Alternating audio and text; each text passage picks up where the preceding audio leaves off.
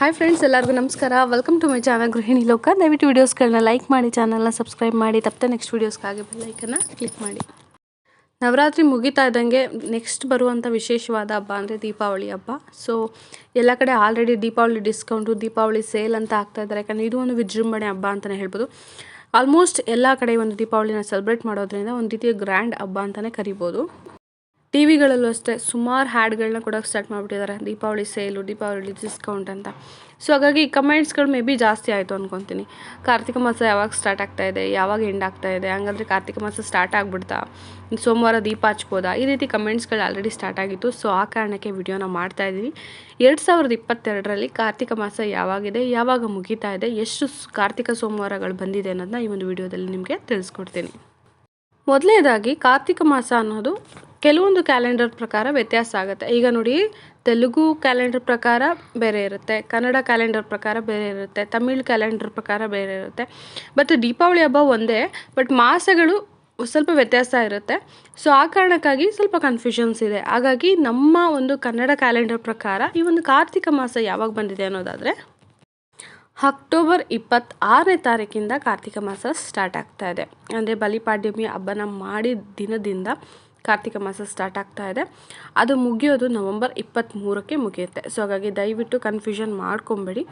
ಕನ್ನಡ ಪ್ರಕಾರ means Kannada calendar ಪ್ರಕಾರ ಯಾರೆಲ್ಲ ಹಬ್ಬಗಳನ್ನ ಸೆಲೆಬ್ರೇಟ್ ಮಾಡ್ತೀರಾ ಅವರು ಕಾರ್ತಿಕ ಮಾಸವನ್ನು ಈ ಒಂದು ಬಿಟ್ವೀನ್ ಡೇಟಲ್ಲಿ ನೀವು ಕಾರ್ತಿಕ ಮಾಸನ ಸೆಲೆಬ್ರೇಟ್ ಮಾಡಬೇಕಾಗುತ್ತೆ.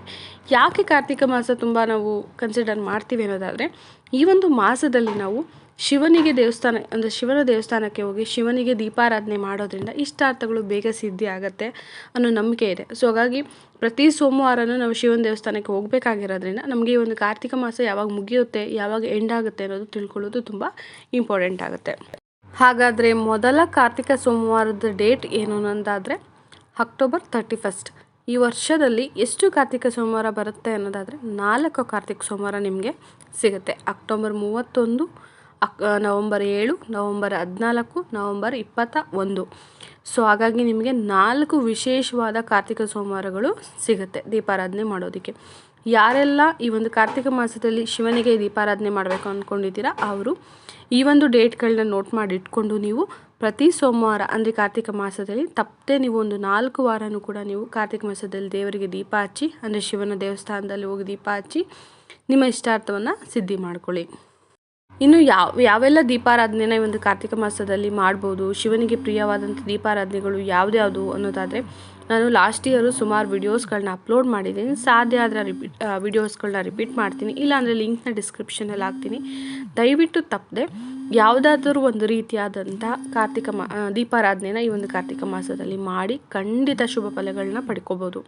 ಜೊತೆಗೆ ಕಾರ್ತಿಕ ಮಾಸದಲ್ಲಿ ಬರುವಂಥ ಸಂಕಷ್ಟಾರ ಚತುರ್ಥಿ ಆಗಲಿ, ಷಷ್ಠಿ ಆಗಲಿ ಪ್ರತಿಯೊಂದು ವಿಶೇಷವಾದದ್ದು.